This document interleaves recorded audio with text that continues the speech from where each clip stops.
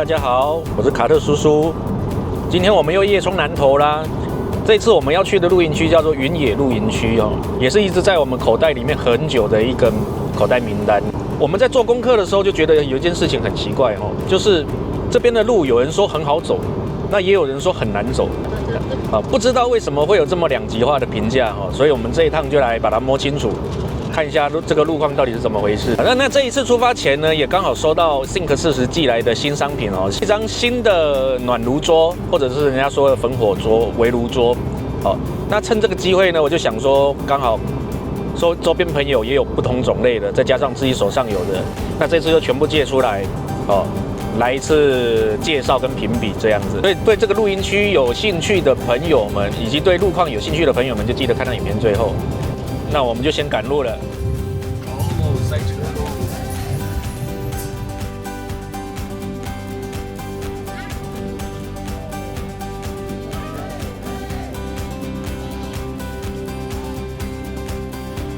导航重新设定。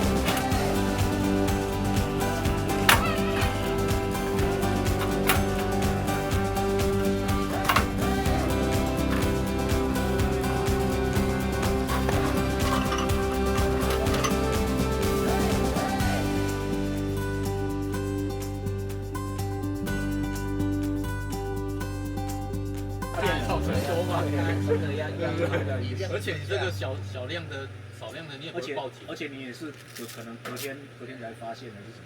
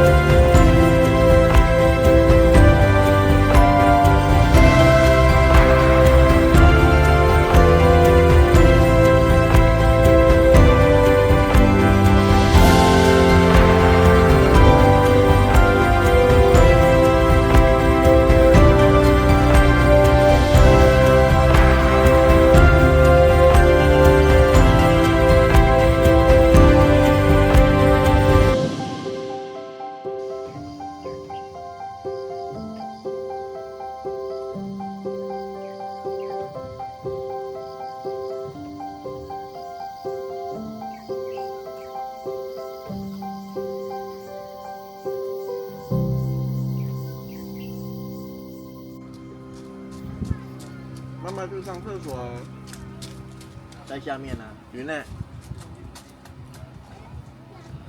你要去找他。你要爸爸跟你一起去找吗？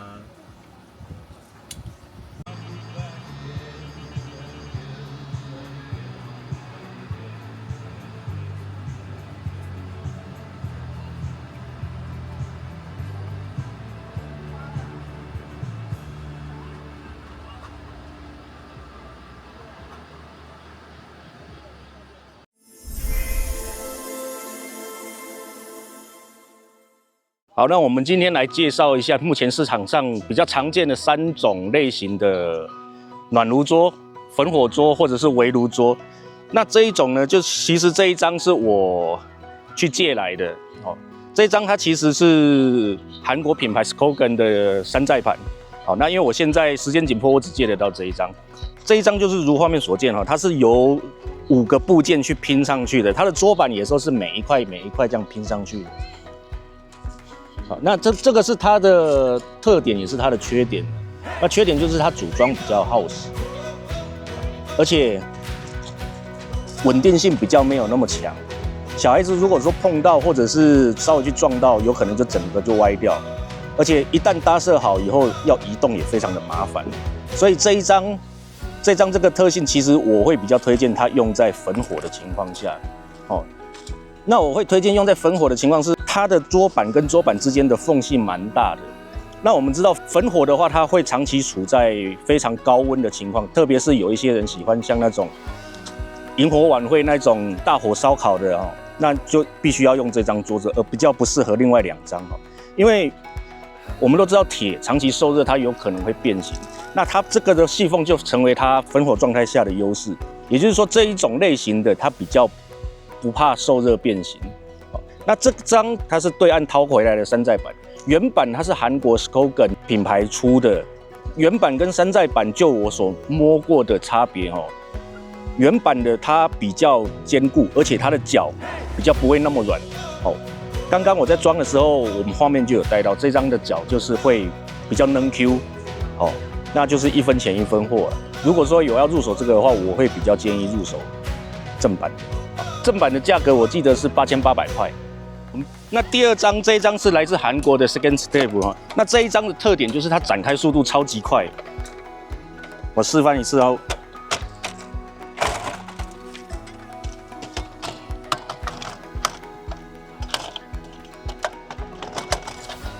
好，这样就好了。别人还在组装桌子，你已经在起火了，速度就是这么快。那这一张也是我目前碰过里面价格最贵的，我记得这一张台湾当时卖要差不多1万块上下。不过很可惜的是，原厂这一张好像已经停产没在做了，目前只剩下对岸可能还掏得到一些剩下的库存。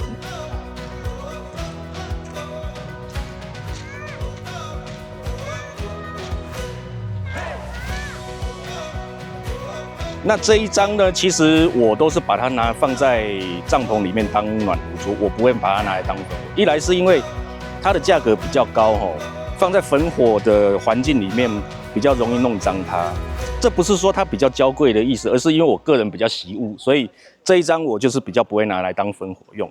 因为它其实要当焚火也可以，因为我们来看一下，它这边其实有做很多钻孔的削肉的部分哦。所以这一张其实也不太怕热变形，所以它这张其实真的要拿去焚火也不是不行哦，只是如果是说你舍得让它进焚火那种环境的话，那当然也是没有问题的。然后还有一点是，我们来看它之所以会有那么高的价格哈，其实都来自于它的细节，它里面的这边呢都有做包边，甚至是做磨平的处理。哦，不会割手，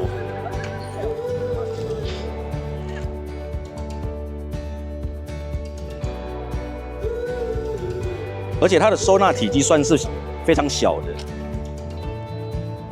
所以它综合的收纳、展开速度以及使用体验上面，都是目前我所接触过最好的一张。然后这一张它有有2个扩充套件，其中一个是来自于原厂的2单位桌板。哦，2单位桌板的话，就是旁边加下去以后，它这边可以再放个2单位的东西。那另外一个套件是台湾这边 Think 40自行开发的增高脚，脚的部分它可以做增高，因为这一张它的高度其实略低于我们平常露营会使用的40公分。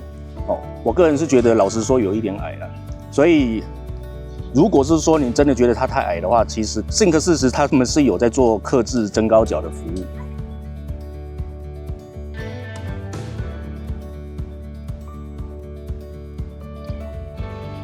好，那接下来就是我们这个第3张 Biroc 的，也就是目前最新推出的一张新的围炉桌，哦，也是暖炉桌。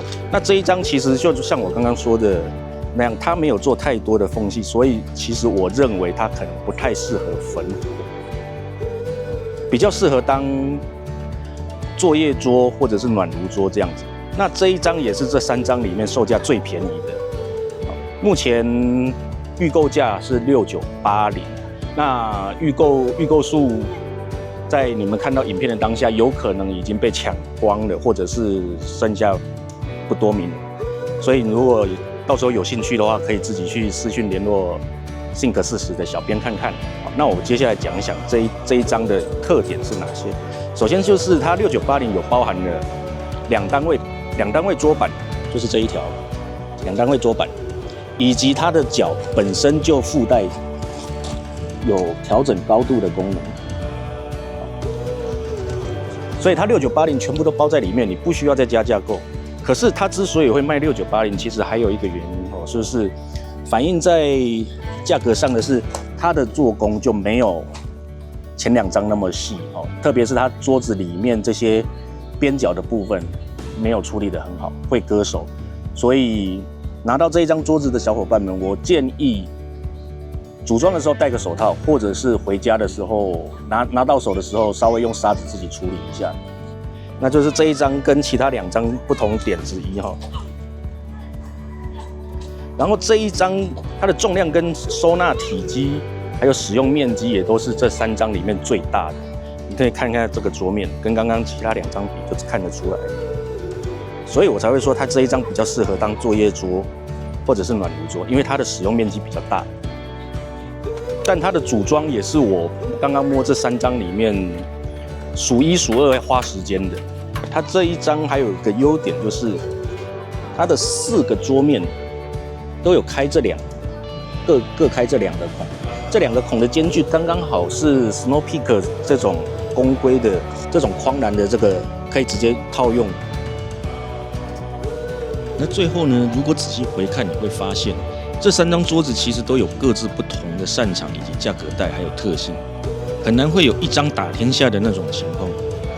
像 Skogan 那张可以适应全部场合，价格也适中，但却有着稳定性不足以及设置完毕后难以移动的问题。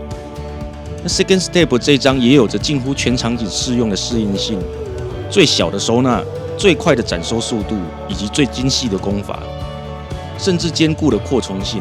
但所有配件加起来的花费至少超过了14000，所以高昂的价格注定了它绝不可能会是主流首选。最后这张 Biroc 有着最大的使用桌面，无需加价的配件，可以完美支援 Snow Peak 的生态周边，价格更是它最大的优势，但却有着工法较不精细，以及收纳空间是所有种类中最大的，以及组装比较耗时这3个缺点。好，那以上就是我对这3张桌子的介绍跟评比。那希望有帮助到正在选购的你。那如果你觉得对你有帮助，那就请你帮我来个按赞、订阅、加分享哦。彩排1分钟，1分半。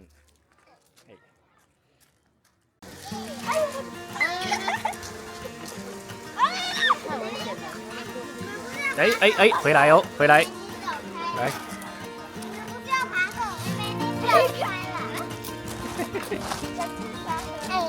哎，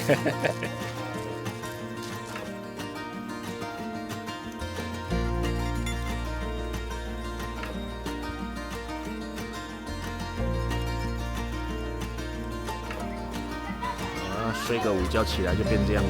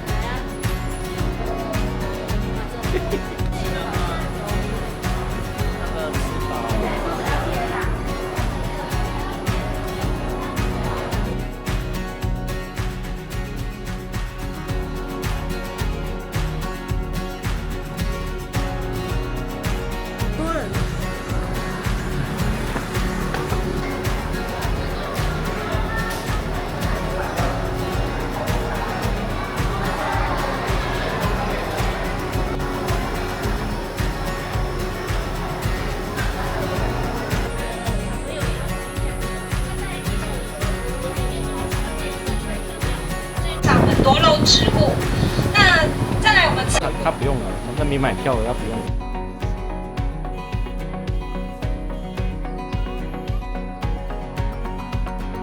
它好像棉花。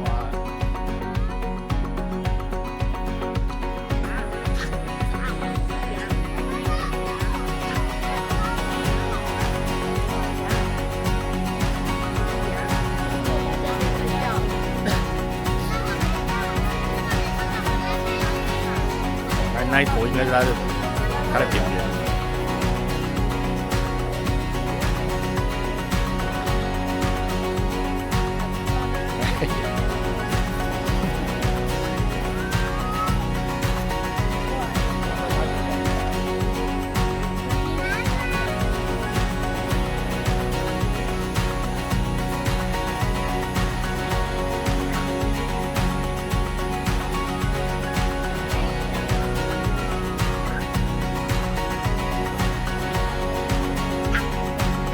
那不是浩浩，这边嘛。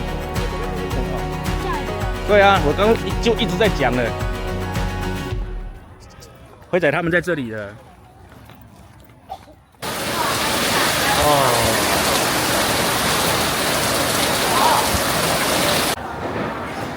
I woke up feeling on top of the world, like nothing's ever gonna bring me down.